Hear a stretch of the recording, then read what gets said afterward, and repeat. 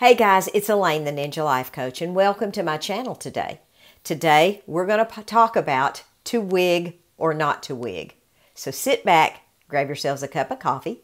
I'll be right back.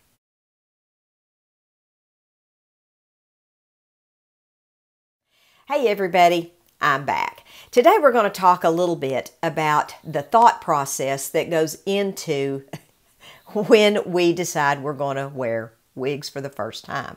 Now, I want to encourage you, if you are out there and you are wondering, do I need to get a wig and how should I go about it and what should I do?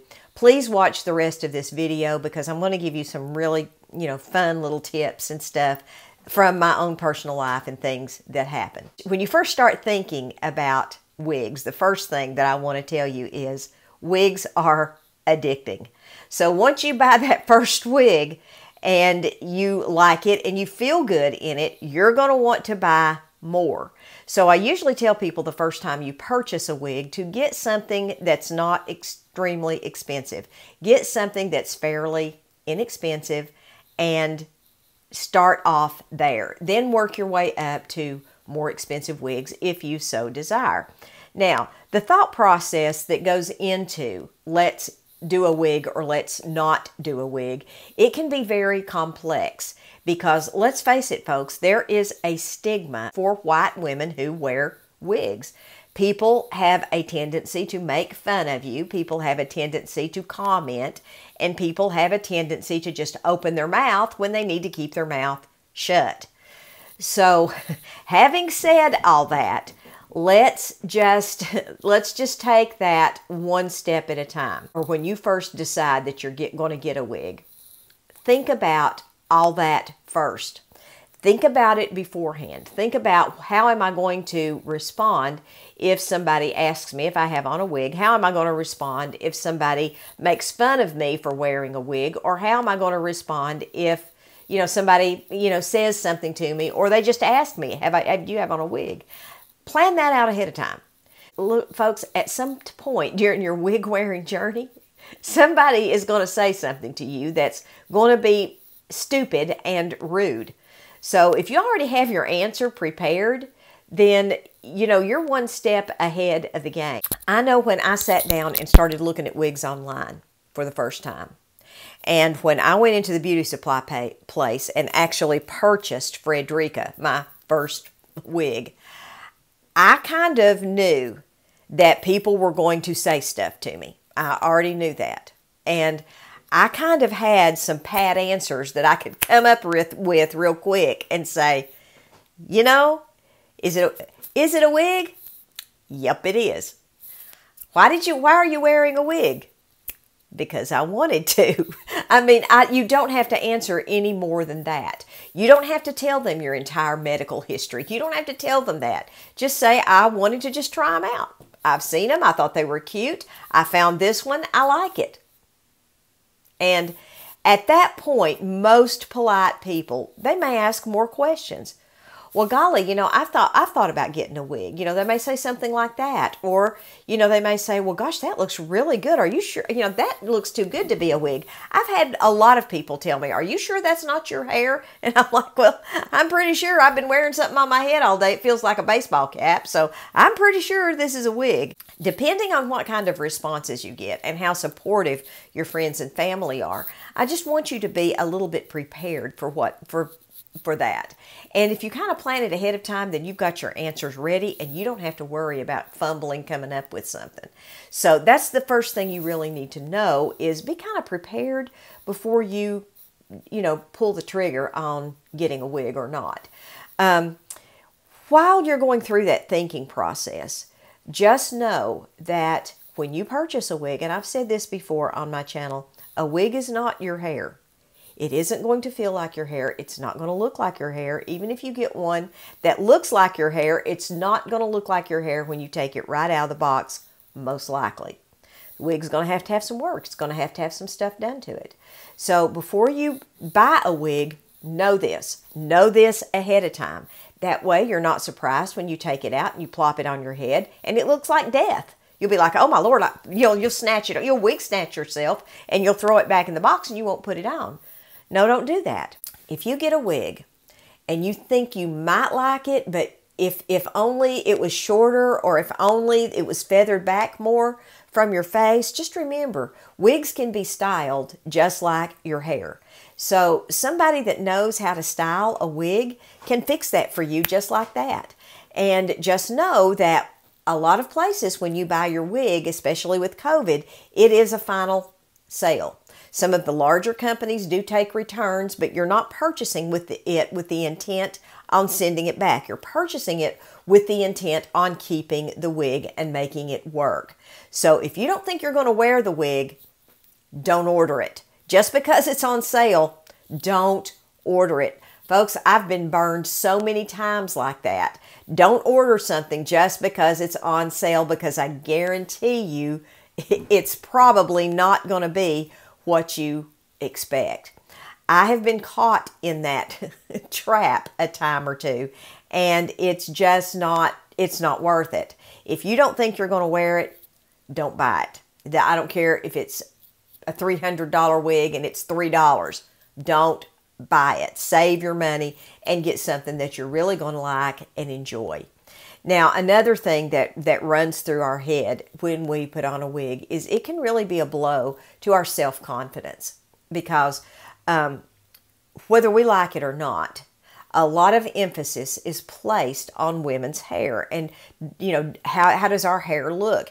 And the hair industry is a multi-billion-dollar industry, and people spend a ton of money on hair products every single year, especially the Black community. They spend a ton of money, and it is all designed to keep you spending your money. So before you order that wig, or before you decide to do that, make sure that that's something that you give some consideration to. How much are you really wanting to conceal your hair loss? How, are you able to embrace it without the wig? If you are, that's perfectly fine. If you feel like you need that to be a confidence booster, that's perfectly fine too. Do what's right for you. There are no right or wrong answers. If you can rock a bald head and you want to, do it, sister. That's all I've got to say. If you feel more comfortable in a pink, green, blue wig, do it, sister. I say go for it. Do what makes you happy. This is your chance. If you're thinking about wig wearing, this is your chance to have the hair you've always wanted but have never had. I've always wanted to experiment with colors on my hair, like blue, pink, green, purple. Now I can, and I don't have to damage my own hair any more than I already have by doing so. So that's something that you might want to consider as well when you're looking for when you're thinking about getting some wigs. Are you comfortable with your hair loss? Are you comfortable with talking about it? Are you comfortable telling folks that you have on a wig? Some ladies don't want people to know. Some ladies just don't. Some ladies don't care. I really don't care. I mean, I kind of had that mindset right up front that, you know what, if they clock this as a wig, it really doesn't bother me in the slightest. And that's something that worked for me. But that doesn't work for everybody. But you do have to have a little bit of that, a little bit, just a smidgen, before you put the thing on your head and go outside. So make sure that you have bolstered your self-confidence enough so that when you do go outside, that you are ready to face the world in it. Please don't buy the wig and let it sit in your box. That is not going to help you. You've spent money on something that you're not going to use, and there you go. And that does happen a lot in the wig wearing community because, look, ladies, losing your hair is very, very stressful. It truly is. We can be devastated by that. It's a blow to our self-esteem. I can understand that. I haven't lost all my hair, but my hair is very thin. And it is only now starting to kind of come back a little bit better because I've stopped coloring it. And I'm not happy with it because I don't particularly love the color. But in order for me to embrace that my hair needs to be healthy, I've had to get used to this. And you know what? That's perfectly fine. That's perfectly fine. It's okay to be uneasy when you first start wearing your wigs. It's perfectly fine.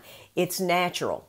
So don't worry about getting out here and wearing your wig everywhere you go when you first start wearing wigs. If it would make you feel better, take little baby steps. Now, I made this video today so that you all can kind of know some things that go through your minds before you ever purchase a wig. These are some things that you need to think about, because these are things that are going to confront you at some point in time if you do decide to wear a wig. I'm very, very blessed that I have a good support network.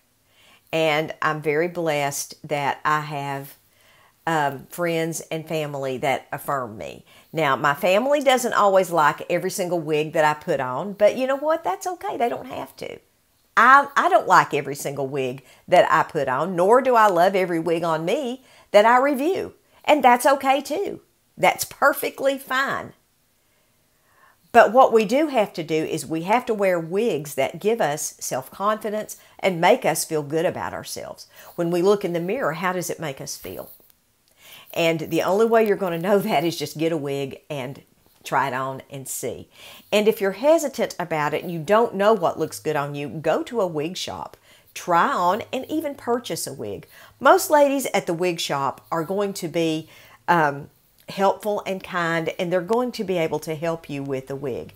If you're a first-time wig wearer, or you're thinking about getting wigs, I'll be happy to help you. You can send me an email, and I will be happy to help you on your journey and give you the best, what little knowledge I have. I'll be glad to help you with that. Now, obviously, I haven't had my hands on every wig in the world or every brand in the world, but I can usually pretty well look at the picture and kind of tell you what it's going to do, look at the cap size measurements, and tell you how to measure your head and do all that kind of stuff, and make some recommendations about maybe where you need to go for your first time. So I hope this has helped you all some. I wanted to just try to lift you up today and give you some encouragement. If you are thinking about it and you're scared, we've all been there. Everybody who has a wig has probably been scared the first time that they put that wig on their head, because it does take some bravery to do that and go out and face the world. It does. It also takes some bravery to go out in the world with your bald head. It takes bravery either way. So whatever it is that you decide to do, I'm asking you to just do it with confidence and boldness and strength. Because ladies, you all are strong, brave women, and I know whatever you decide, it's going to be the right decision for you. You all have a wonderful day. God bless you all. Maranatha. Bye-bye.